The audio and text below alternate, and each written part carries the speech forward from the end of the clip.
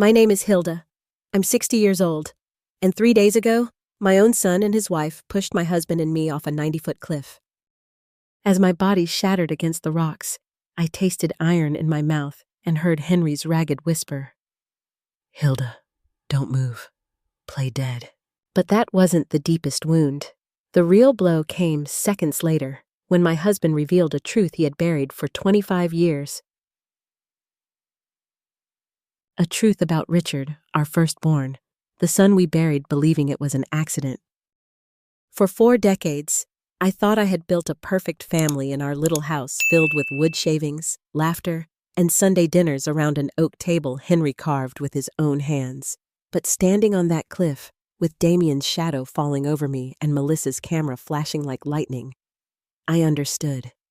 Every smile, every visit, every word of love had been nothing more than a rehearsal for betrayal.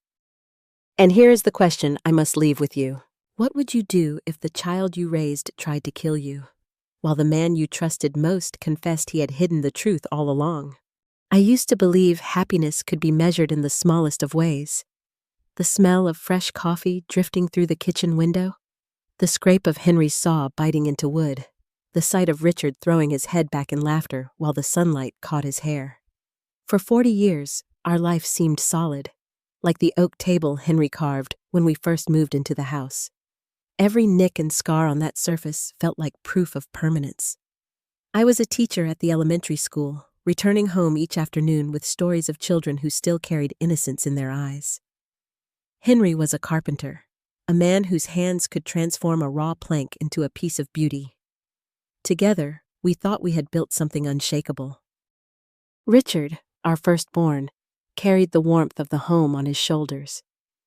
He was always laughing, always helping, always shielding me from life's little storms. Damien, 5 years younger, was quieter, more brooding, but I believed in equal love.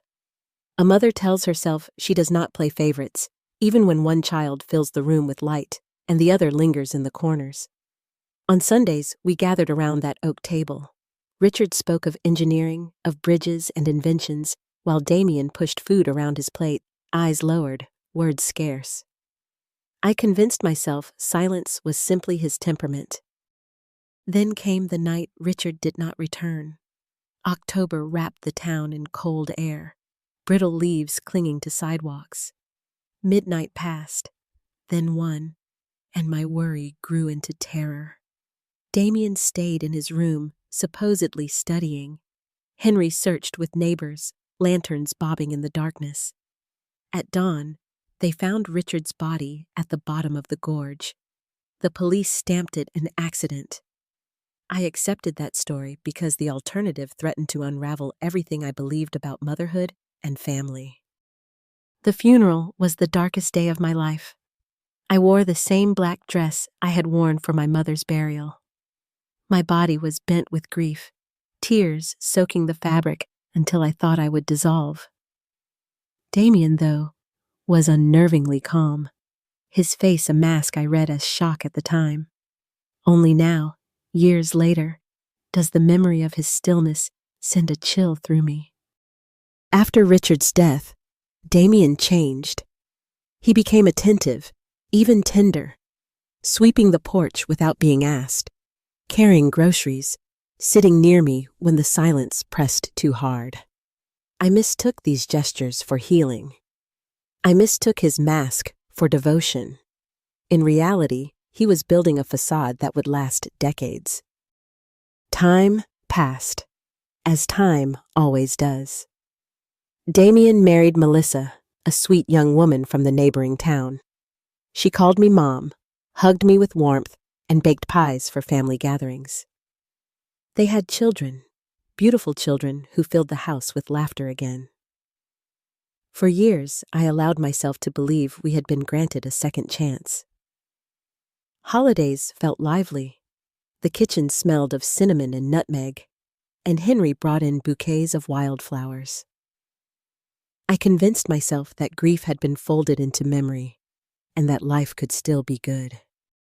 6 months ago, that fragile peace began to crumble. Henry and I decided to update our will, Practical planning, nothing more.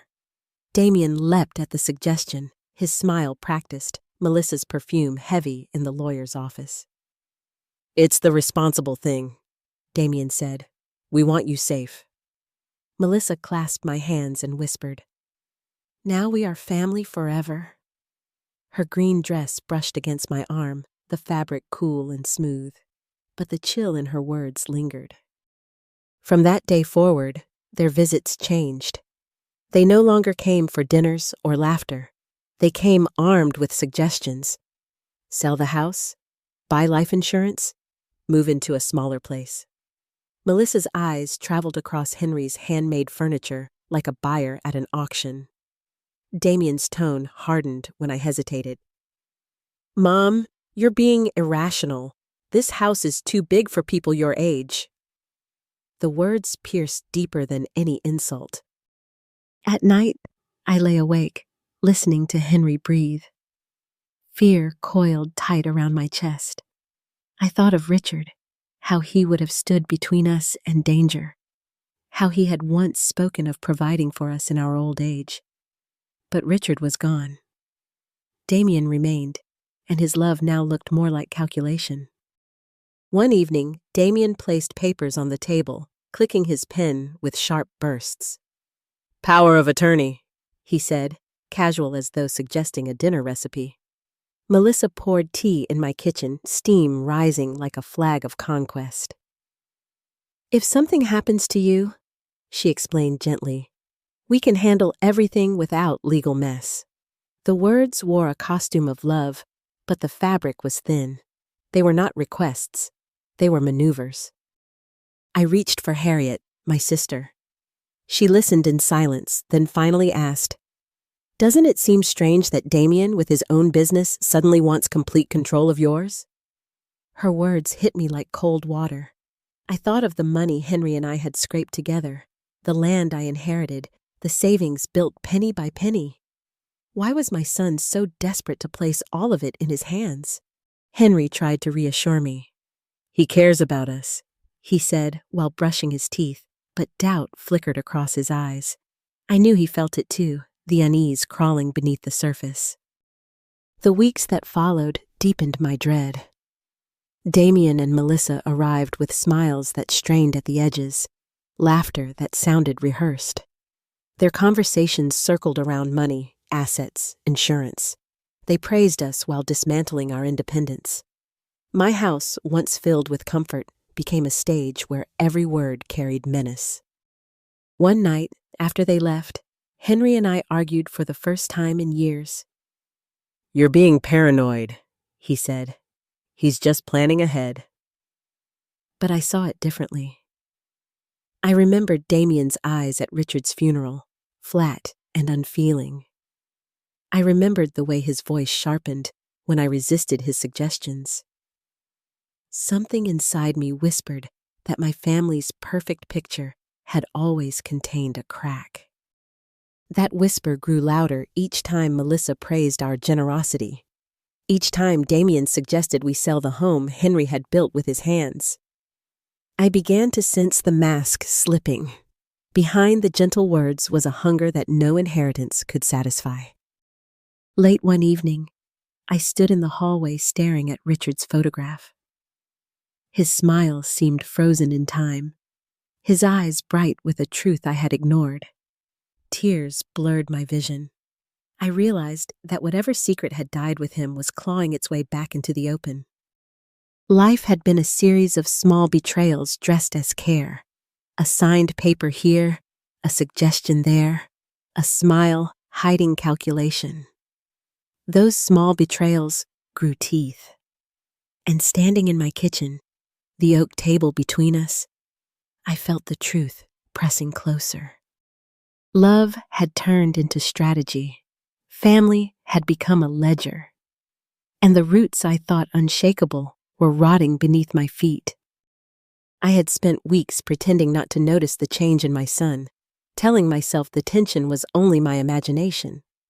But denial cannot last forever. There comes a moment when silence is more dangerous than confrontation. And that moment arrived one evening when Damien and Melissa came to dinner uninvited, smiling as if the world belonged to them. The oak table was set simply: roasted chicken, potatoes, a loaf of bread Henry had picked up from the bakery. I wanted peace, just one evening where we could pretend to be family again. But Melissa's eyes darted immediately to the cabinets, to the drawer where we kept important documents. Damien placed his phone on the table, screen down, as if marking territory. The air tightened. "Mom," he began while passing the potatoes, "we should finalize the power of attorney papers this week. It will be easier for everyone." I looked at Henry, expecting him to protest, but he remained silent, cutting into his chicken with deliberate care. Melissa smiled softly, the corners of her lips sharp as knives. "I'm not comfortable with that," I said, my voice firmer than I expected. The words startled even me. "Your father and I are still capable of handling our own affairs." Damien froze, fork halfway to his mouth. For a moment, I saw the boy he used to be, the quiet child who followed Richard around, desperate for attention. But then his face hardened, eyes narrowing. "It's not about capability, it's about responsibility. We're trying to protect you." I set my fork down, the clink against the plate louder than I intended. "We don't need protecting, we need respect." Melissa's smile vanished. She placed her napkin neatly beside her plate and folded her hands. "Hilda, please, we love you. Don't make this harder than it needs to be." My pulse pounded. I had spent decades swallowing unease, smoothing conflicts, convincing myself that love meant patience.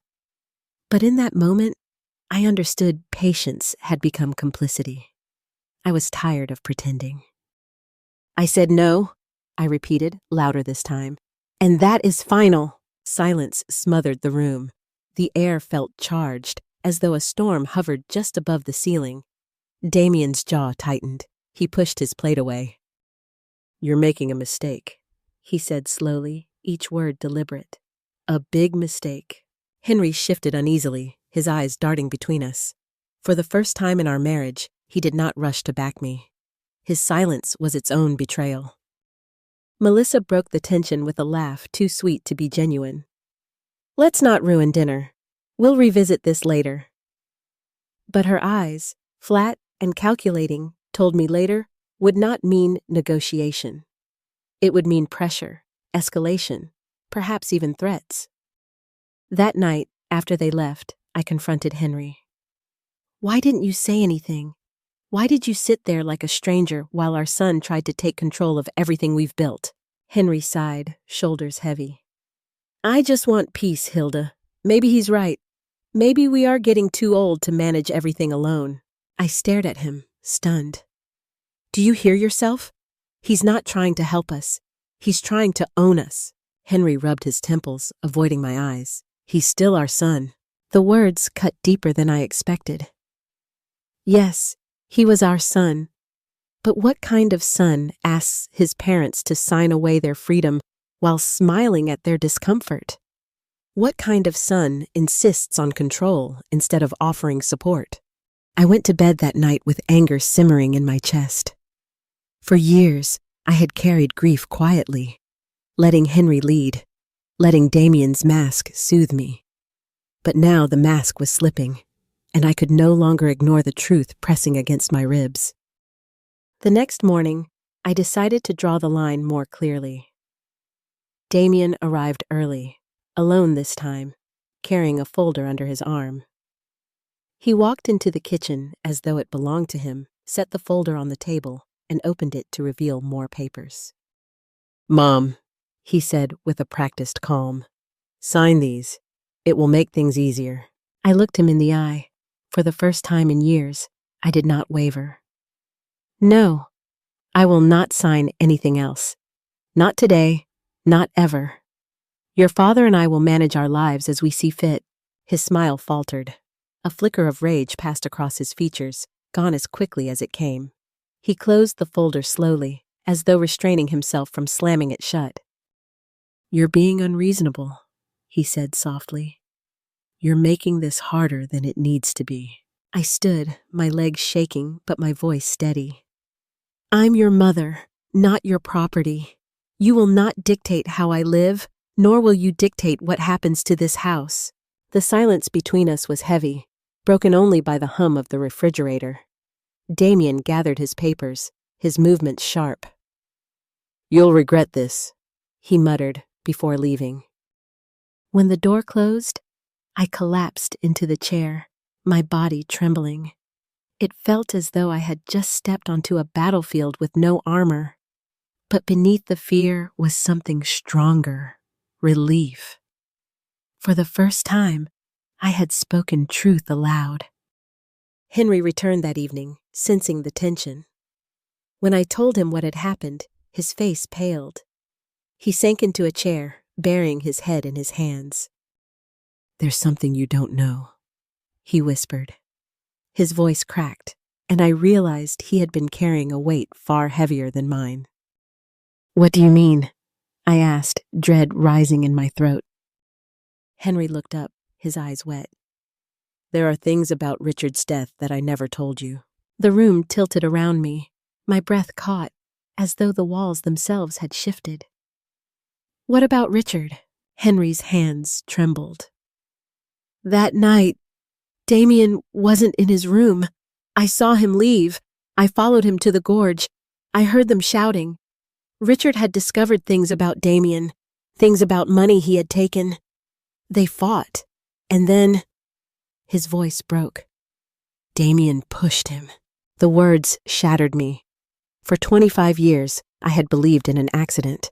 I had mourned my son, comforted myself with the thought that fate was cruel but impartial. Now I understood. It had not been fate. It had been murder. My knees buckled. I clutched the edge of the table to stay upright. "Why didn't you tell me?" Henry's face twisted with guilt. "Because he begged me. Because he said it was an accident. Because I couldn't bear to lose both sons in one night." Tears blurred my vision. The man I loved, the father of my children, had carried this secret while I wept alone, while I forgave Damien's silence at the funeral, while I convinced myself we were still a family. My world fractured. The perfect home, the laughter, the oak table, all of it was stained with silence and complicity. And now, Damien wanted more. He wanted control. He wanted every last piece of what we had left. I realized then that I was no longer a bystander in my own life. If I stayed silent, I would become not just a victim, but an accomplice, just as Henry had. For the first time, I felt a surge of strength. My voice would no longer be muted by fear or by the false comfort of family ties. I had said no, and I meant it. Whatever the cost, I would not hand my life to the son who had already stolen so much. After Henry's confession, the air in our house felt poisoned. I wandered from room to room like a stranger, touching the familiar objects, photographs of Richard, the carvings Henry had made, the withered bouquet on the table, and realizing each one carried a shadow I had ignored for years. Silence had been the mortar holding our family together, and now that mortar crumbled, leaving only fractures. For 2 nights, I barely slept. Every time I closed my eyes, I saw Richard's face, saw him falling, arms flailing, the sound of his screams swallowed by the gorge. My husband had watched, my younger son had pushed, and I had lived for 25 years with a lie carved into my bones. The following week, Damien and Melissa returned, smiling, carrying shopping bags filled with fruit and cookies. Their performance was flawless, cheerful voices floating through the kitchen as if they were hosts instead of predators. But beneath their smiles, I saw calculation, and behind their eyes, I saw the cold certainty that we were theirs to control. "Mom," Damien said gently, "we should celebrate your anniversary in a special way. A trip to the mountains, fresh air, photographs, a perfect day." Melissa clapped her hands with rehearsed excitement. I bought a new camera. I want to capture every moment. I forced a smile, nodding, pretending gratitude. Inside, my stomach coiled with dread. I saw the outline of their plan as clearly as if it were written across the wall. A cliff, a fall, another accident. That night, after they left, I confronted Henry again. "We can't go," I said, my voice shaking. "If we go, we die." Henry leaned against the counter, shoulders sagging. "If we refuse, they'll find another way. A fire? A staged robbery? At least if we go, we'll know what they're planning. We can prepare." "Prepare?" I asked, horrified. "How do you prepare for your own murder?" Henry lifted his phone, his hands trembling. "We record. If we live, we'll have evidence. If we don't, at least the truth won't die with us." I stared at him, torn between fury and despair. The man who had hidden Richard's murder now promised salvation through a device small enough to fit in his pocket. But his eyes, haunted, desperate, told me he was finally trying to do the right thing. The days leading up to the trip were torture. Melissa arrived with lists of supplies, her voice syrupy sweet. "I bought granola bars, water, fruit," she said, displaying each item like a trophy. "Everything we'll need for a safe hike." Damien stood behind her, nodding. "And I bought equipment, ropes, harnesses, even a flare gun. Safety first, Mom." Their performance was polished, but their eyes betrayed them. Every gesture was too careful, every smile too stretched. I recognized the choreography of killers rehearsing their lines. At night, I sat by the window, staring out at the dark yard. I thought of Richard's laughter, the way he had shielded me from worry, and the silence Damien had left behind. I thought of Henry's choice to protect one son by burying another. The weight of betrayal pressed so heavily that I could barely breathe. I wrote a letter to Harriet. My hands shook as I explained everything: the suspicions, the inheritance pressure, Henry's confession, Richard's death. I sealed it in an envelope and hid it in the drawer where we kept important papers. If Henry and I did not return, at least someone would know. The night before the trip, Henry and I lay in bed, whispering as though the walls themselves might be listening. "If something happens," Henry said, voice ragged, "know that these years with you have been the best of my life. I failed you by hiding the truth, but I love you more than anything." Tears slid into my hairline. I memorized the rhythm of his breathing, the warmth of his body beside mine. I thought it might be the last time I would ever feel it. Saturday dawned bright and deceptively beautiful. Damien arrived whistling, Melissa radiant in a jacket too new, her camera swinging from her neck. They looked like the perfect family couple taking their parents on an outing. But every step they took rang false. Every word of cheer sounded rehearsed. As we loaded the car, Henry squeezed my hand discreetly. I felt the shape of the phone in his pocket. It was our only weapon, a silent witness that might outlive us. The drive to the mountains was unbearable. Melissa sang along to cheerful music, her voice bright, her eyes dead. Damien drove carefully, obeying every law, creating a picture of responsibility for anyone who might later remember the day. I stared out the window, memorizing every turn, every landmark, as though these details might matter later if we survived. At the trailhead, the forest greeted us with deceptive beauty, tall pines, the sound of water rushing somewhere unseen. But for me, it was the stage of my execution. Damien checked his backpack with meticulous care. Ropes, a shovel, the flare gun. Melissa snapped photos of the trees, the sky, Henry and me. Each shutter click felt like a countdown. The trail was harder than they had promised. My legs burned, Henry gasped for breath, but Damien urged us onward. His voice feigned concern. "Do you need to stop? Are you doing okay?" We knew the truth. He wanted us exhausted, vulnerable, easy to push. After an hour, Melissa pointed to a side path. "Look at that cliff. The view will be spectacular. Let's take pictures there." The blood drained from my face. The path was narrow, the rocks loose, the drop terrifying. "Maybe another time," I said weakly, but Damien was already guiding us toward it, his hands firm, his smile hollow. When we reached the edge, the valley spread below like a painted backdrop. Melissa lifted her camera. "Smile," she said. "This is going to be your last photo." My knees buckled. Henry's hand found mine. In that moment, time split, past and present colliding. I saw Richard falling. I heard Henry's confession. I felt the betrayal of decades. And then I heard Henry's voice, cracked but fierce. "Hilda, don't move. Play dead." The shove came, sudden and brutal. The ground gave way. Gravity pulled. The world blurred. Pain exploded in my body.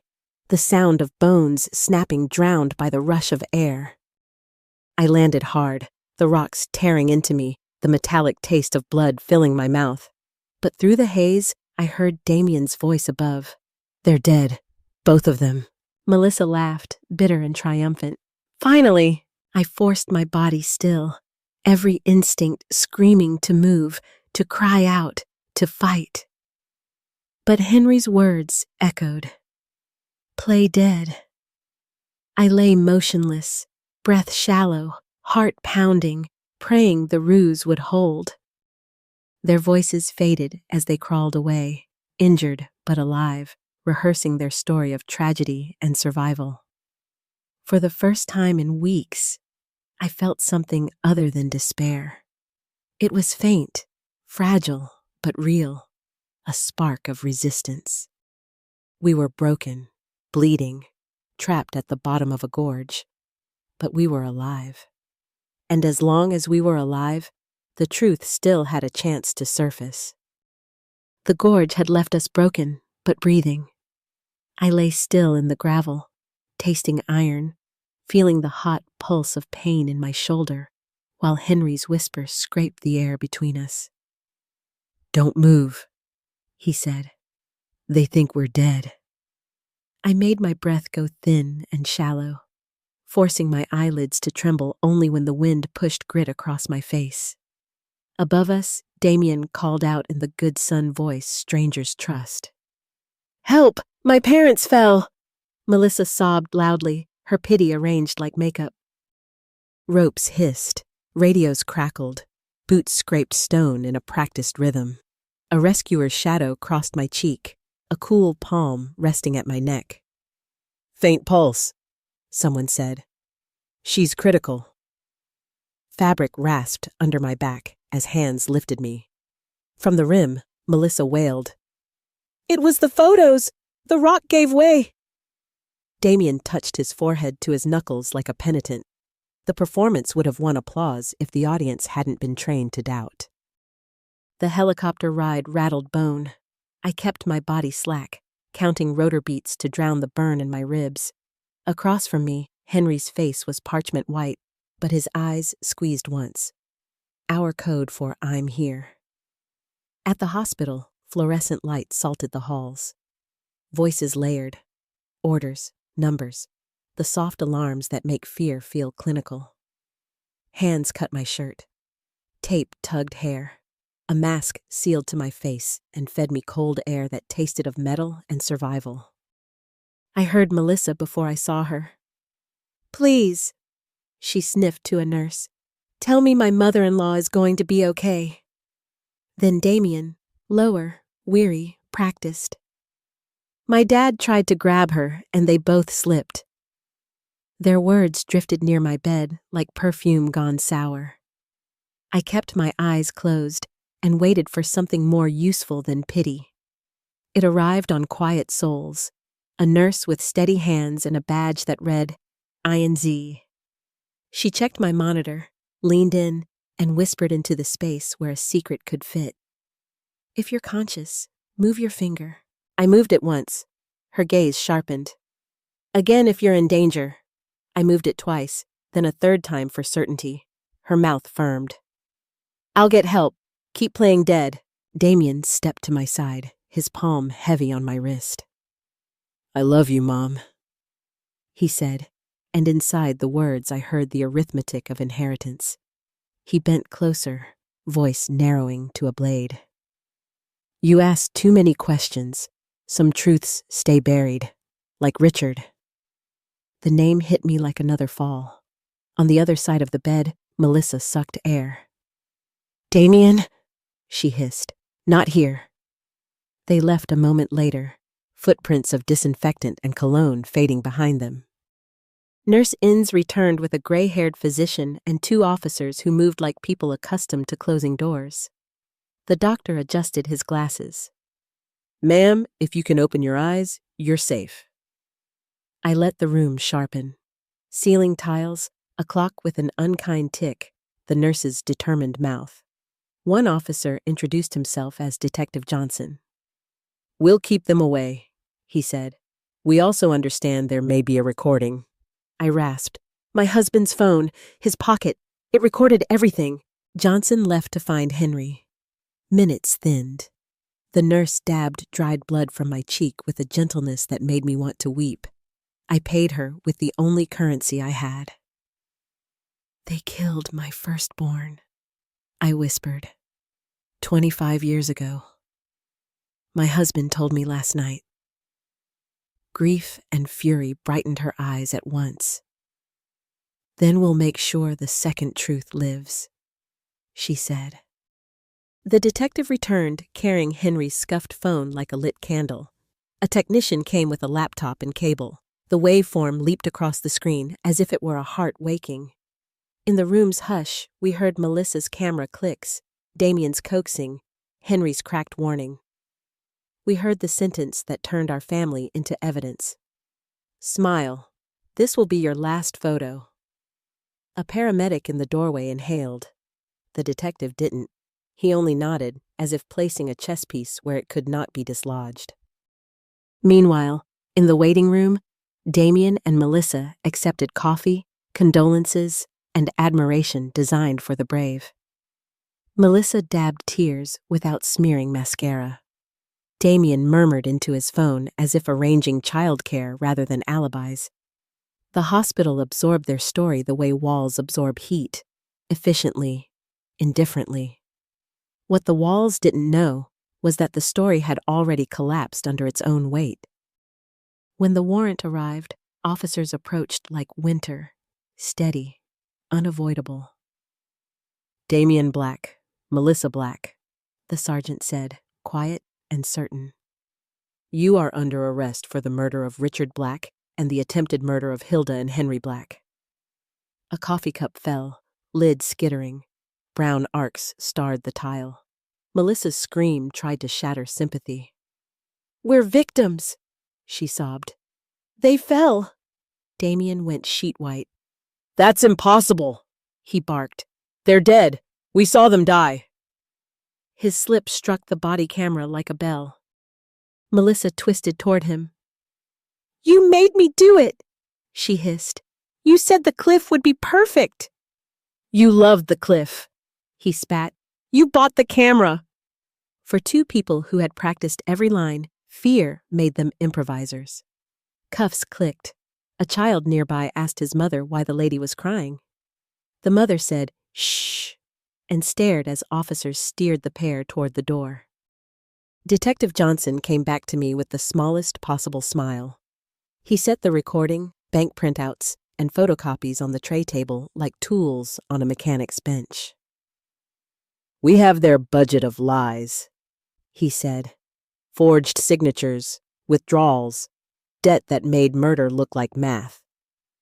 He turned to Henry, whose bandaged ribs rose and fell like tired bellows. I won't ask today for the things you carried, but soon you'll tell a court what you saw by the gorge.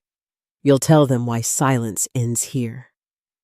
Henry nodded, eyes glossed with pain and something like relief. News outpaced healing. Before nightfall, a local station reported an arrest at the hospital. The anchor's voice was carved from astonishment. The headline called it Betrayal Writ Domestic. Reporters gathered near the entrance, cameras turning in slow circles like vultures with codes of conduct. Tomorrow, they would ask me how it felt to be pushed by my son, whether a mother can stop being a mother. Tonight, I kept my answers inside my chest and saved them for a room with a judge. Nurse Innes adjusted my IV and tucked the blanket higher. "You're safe," she said. "I'll sit just outside." I believed her, not because the hallway held officers, but because her voice held ordinary courage that cannot be faked. When the medication softened the edges of the room, I dreamed of Richard not as a body falling, but as a young man at the workshop door. Sawdust on his sleeves, light at his back. He didn't speak. He didn't need to. He looked at me as if to say, "Keep going." Morning brought a pale square of sun to the wall.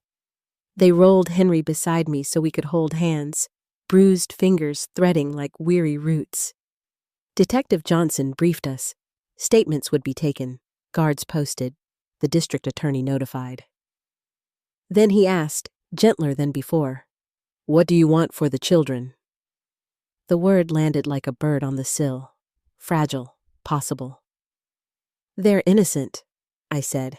"If the court allows, we'll raise them. We'll tell them the truth when they can carry it." Henry squeezed my hand. "We owe them that," he said. By noon, a financial crimes officer arrived with a folder fat enough to darken the bed. "Your son wasn't only drowning," she said. "He was drilling holes in the boat." She showed us forged documents, the slow bleed of withdrawals, the names of lenders who spell interest with fists. Each page laid out a logic so cold it burned. Damien hadn't seen us as parents in years. He had seen us as numbers that could cancel other numbers. I felt anger then, not the wild kind that devours itself, but the clean, hard kind that fills the spine. I pressed my palm to the blanket and sat taller. "We will testify," I said. "We will not whisper again." Henry's fingers tightened around mine. "We start today." That evening, a chaplain offered a prayer so simple it didn't sound like a prayer at all. Harriet called to say she was speaking with a lawyer about emergency custody. Reporters knocked and were turned away. A volunteer brought broth that tasted like winter. The corridors kept breathing their institutional breath, and somewhere downstairs, a vending machine ate $1 and gave it back. Life, rude and ordinary, insisted on continuing. As night leaned against the windows, I asked the nurse to dim the lights. The room softened into a place the future could enter without too much noise. I pictured a courtroom where truth stands on its own legs. I pictured Melissa's camera sealed in evidence, lenses finally pointed the right way. I pictured Damien hearing a sentence that was not mine to say. And I pictured 2 children asleep in a room with a warm lamp and wooden toys their grandfather had made, the kind that do not break when dropped. I turned to Henry. His eyes were luminous with pain and relief, both honest, both earned. "We're not prey anymore," I said. "We're witnesses." He nodded. "And parents," he added, the word rising like a small sun. I closed my eyes and let the night hold us without fear. For the first time in 25 years, the truth wasn't a cliff. It was a door, and we had walked through. The trial stretched across weeks, each day peeling away another layer of illusion. I sat in the witness stand and told the court about the gorge, about the camera flashes, about Henry's whispered command to play dead. The jury listened to the recordings, watched the evidence unfold, and studied the faces of the son and daughter-in-law who had performed grief as though it were theater. Melissa cried into tissues that stayed too white. Damien clenched his jaw until it quivered. Their lawyers argued about financial pressure, about desperation, about poor judgment in a moment of panic. But nothing could erase the sound of Melissa saying, "Smile, this is your last photo," or Damien admitting, "We saw them die." When the verdict came, the courtroom was so quiet, I could hear the shuffle of paper on the clerk's desk. Guilty. First-degree murder for Richard. Attempted murder for Henry and me. Life sentences, no parole. The words landed with a thud in my chest. Not joy, not triumph, only the hollow echo of something I had wished I would never have to hear about my own child. Afterward, reporters crowded outside the courthouse, their microphones like spears angled at our grief. "Do you feel vindicated?" one asked. I answered with the only truth I knew. There are no winners here. A son is gone, another has destroyed himself, and 2 children must grow up learning the meaning of betrayal before they understand multiplication tables. All we can do is try to give them a future without lies. Those children became our reason to get out of bed each morning. Social services placed them with us temporarily, and we began the long process of adoption. The first night, when I tucked them into beds freshly made with quilts Henry's mother had sewn decades ago, I realized love is not diminished by betrayal. It must be remade, plank by plank, the way Henry once built furniture. At breakfast, they asked when their parents could come home. My throat closed, but I answered carefully. "They can't right now. But we will be here, always. Henry and I are not the same as before. His limp will never fully leave, and my right arm aches each time it rains. But the deeper injuries are invisible. Nights still bring echoes of Richard's laugh and Damien's whisper. Yet we are no longer silent accomplices to our own destruction. We speak the truth aloud, even when it stings. Sometimes Harriet visits, her hands full of casseroles and her voice full of questions. "Do you regret keeping the secret all those years?" she asked once. I looked at the children playing on the porch with wooden blocks their grandfather carved, and I said, "I regret silence, but regret is only useful if it becomes a lesson." The house feels different now. Not haunted, but sobered. The oak table still bears the scratches of decades, and every time I run my fingers across them, I remember that permanence can be both fragile and stubborn. We walk slower now, but we walk together, and in the evenings we sometimes sit on the porch and tell the children about their Uncle Richard, the brother they never knew, the man whose integrity outlived his body.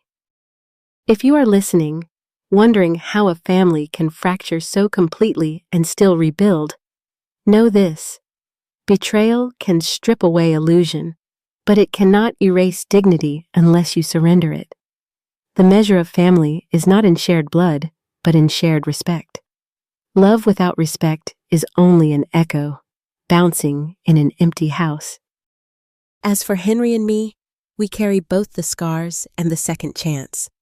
We cannot rewrite the past, but we can guard the future with honesty.